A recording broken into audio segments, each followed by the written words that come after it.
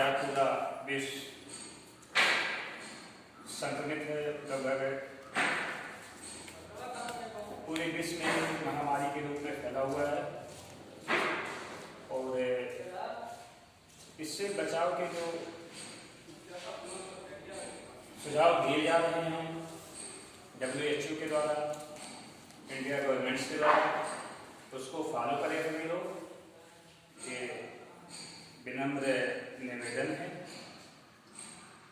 क्योंकि कोरोना जैसे घातक बीमारी से बचाव के लिए अभी तक कोई इफेक्टिव वैक्सीन डेवलप नहीं हो पाया है।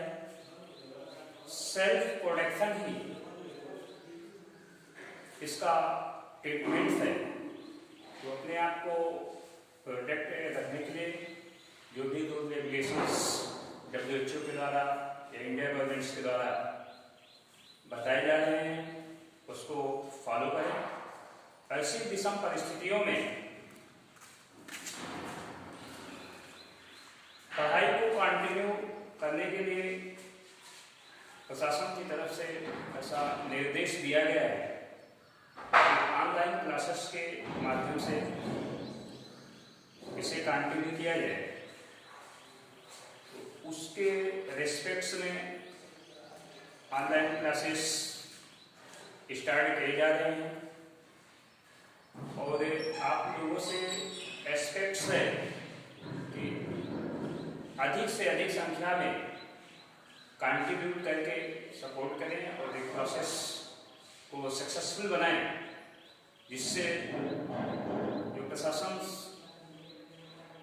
की जो मंशा है एजुकेशन के लिए वो सक्सेसफुल हो सके। इस रिस्पेक्ट्स में इंटरमीडिएट बायोलॉजी के क्लासेस आज SRIC में स्टार्ट हो रहे हैं। बायोलॉजी सेकेंड यूनिट से ये क्लासेस स्टार्ट हो रहे हैं। सेकेंड यूनिट से genetics and developments. Genetics science के एक बहुत ही महत्वपूर्ण ब्रांचेस है।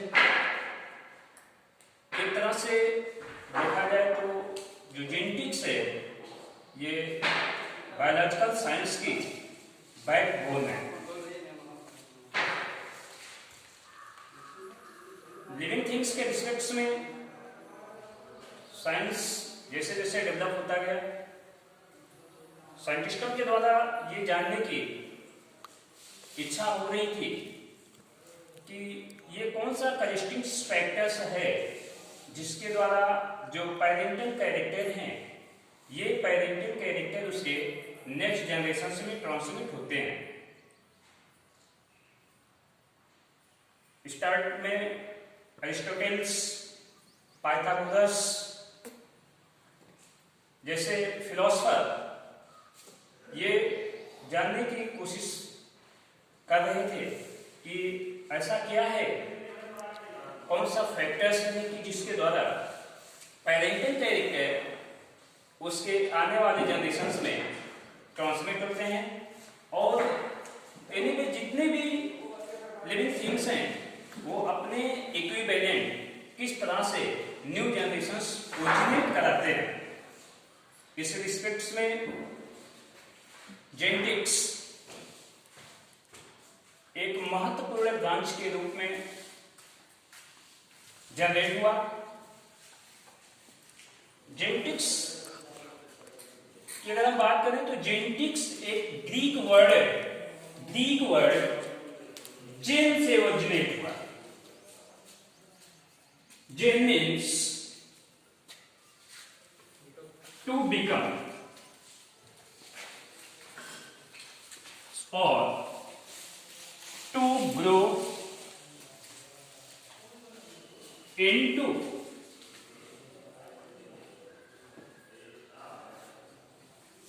Greek word gens means to become up, to grow into। इस टर्मिनोलॉजी से जेनेटिक्स ओरिजिनेट हुआ। जेनेटिक्स को अगर डिफाइन किया जाए तो जेनेटिक्स का जो डेफिनेशन होता है, the branch of biological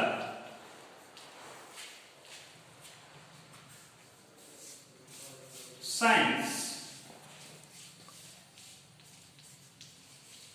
deals with the study of heredity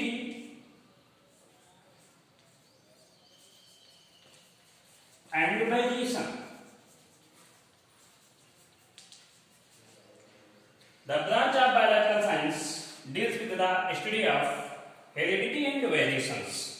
Genetics के थ्रू हेरिडिटी एंड वेरिएशंस का स्टडी किया जाता है। ओवरऑल जेनेटिक्स जो बायोलॉजिकल साइंस की एक बहुत ही महत्वपूर्ण और बहुत ही इंपॉर्टेंट ब्रॉडर ब्रांचेज है। ये दो टर्मिनोलॉजी पे वर्क करता है, एक हेरिडिटी है और दूसरा वेरिएशन है। अभी हेरिडिटी है क्या? What is heredity? Parental characters का उसके नेक्स्ट जनरेशन में ट्रांसमिट होना, ये हेरिडिटी का रहता है। जो भी पेरेंटल कैरेक्टर है, अनुवांशिक लक्षण है, एक पीढ़ी से दूसरी पीढ़ी में उनका स्थानांतरण या स्थानांतरित होने की जो प्रक्रिया होती है, ये प्रक्रिया हेरिडिटी का रहता है। वेरिएशंस, सेम पेरेंट्स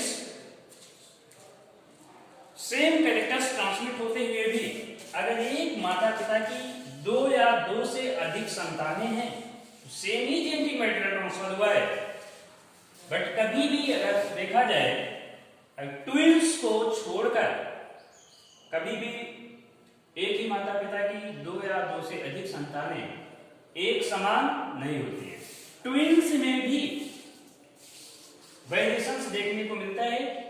जो मोनोजाइगोटिक ट्विंस होते हैं वो आइडेंटिकल होते हैं, बट जो डाइजाइगोटिक ट्विंस होते हैं उसमें भी वेरिएशंस देखा जाता है। ऐसे में हेरिडिटी और वेरिएशंस के रिस्पेक्ट में जेनेटिक्स एक इंपॉर्टेंस ब्रांच के रूप में इस्टेब्लिश हुआ। और इसी फैक्ट्स को जानने के लिए जो साइंटिस्ट है उनकी एक लंबी चेन है। जेनेटिक्स की अगर हम हिस्ट्री देखें तो यहाँ पे एग्जैक्टली हम जानते हैं कि ग्रेगर जॉन मेंडल्स के थ्रू ये ब्रांच इस्टेब्लिश हुआ, जिसे फादर ऑफ जेनेटिक्स के नाम से जाना जाता है। बट ग्रेगर जॉन मेंडल से पहले भी बहुत से ऐसे साइंटिस्ट हैं जो इस फैक्ट्स को जानने की कोशिश कर रहे थे कि वह कौन सा ऐसा कंस्टिट्यूटिव फैक्टर्स है कि जिसके थ्रू इस तरह का जो कैरेक्टर्स है या इस तरह के जो भी प्रोसेस हैं वो प्रोसीड हो रहे हैं। बट वो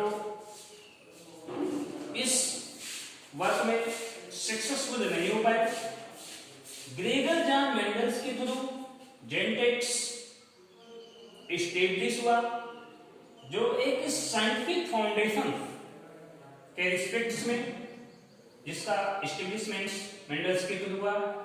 मेंडल्स ऑस्ट्रिया का रहने वाला था। अगर हम मेंडल्स के लाइफ हिस्ट्री की बात करें, मेंडल्स का जन्म ऑस्ट्रिया में 1822 ईस्वी में हुआ। लाइफ स्पान है 1822 में जन्म हुआ, 1884 में इसकी डेथ हो गई। ग्रेगर जॉन मेंडल्स एक बहुत ही पुअर फैमिली से बिलोंग करता था। बचपन में ही मेंडल्स के माता पिता ऑस्ट्रिया के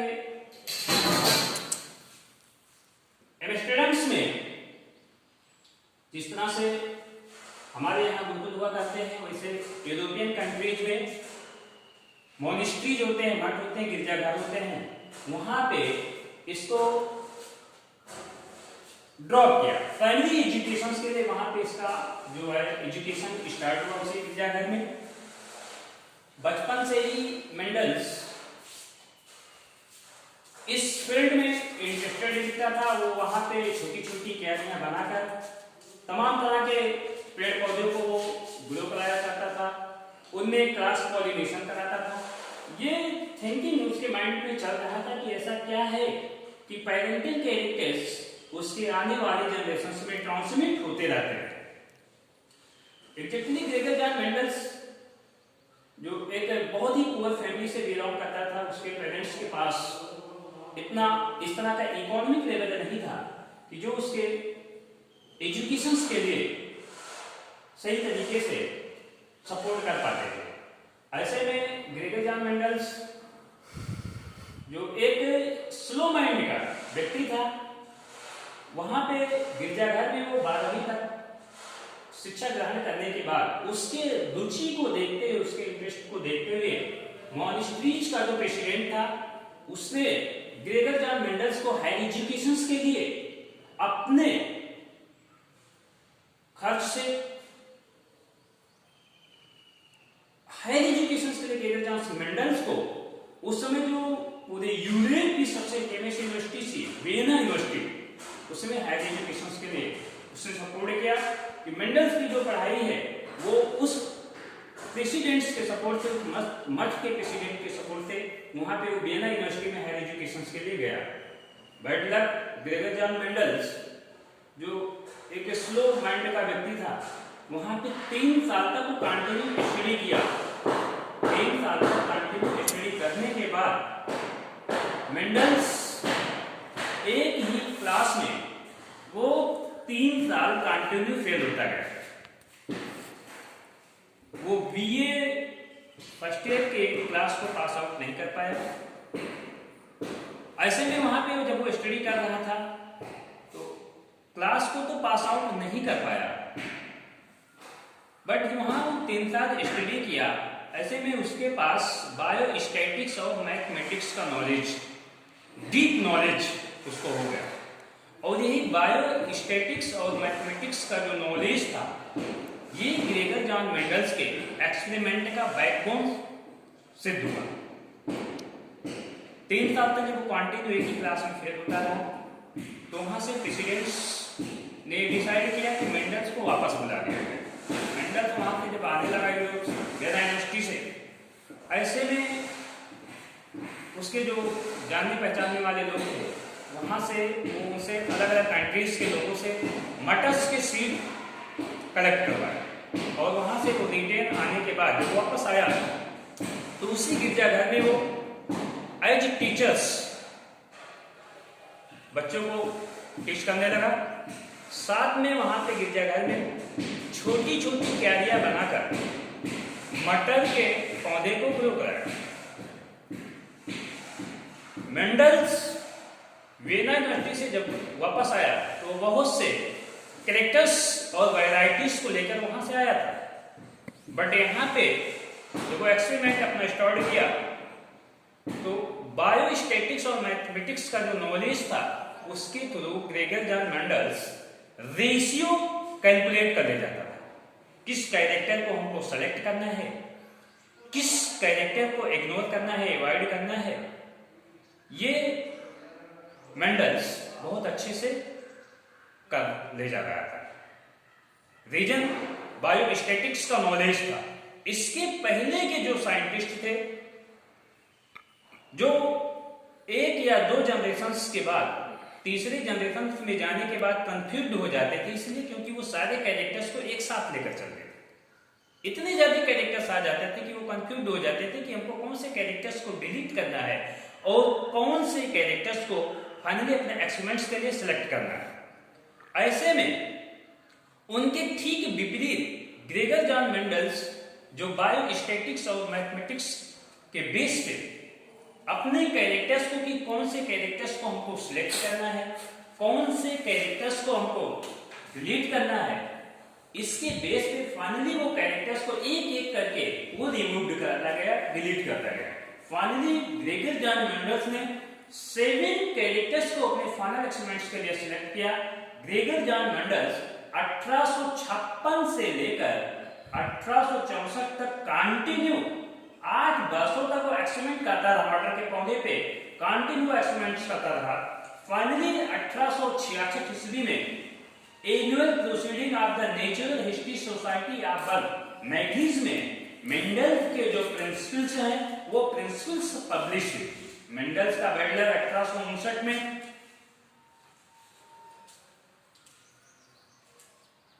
the origin of species by means of natural selections पुस्तक इवोल्यूशन के रिस्पेक्ट में चार्ल्स डार्विन के थ्रू पब्लिश हुआ।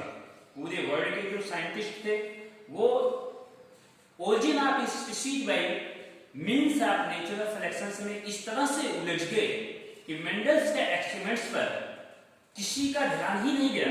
दूसरा, मेंडल्स ये स्लो माइंड का व्यक्ति था। ऐसे में मेंडल्स के एक्सपेरिमेंट पे किसी को बिलीव नहीं हुआ कि एक इतने स्लो माइंड का व्यक्ति इस तरह का वर्क कर सकता है।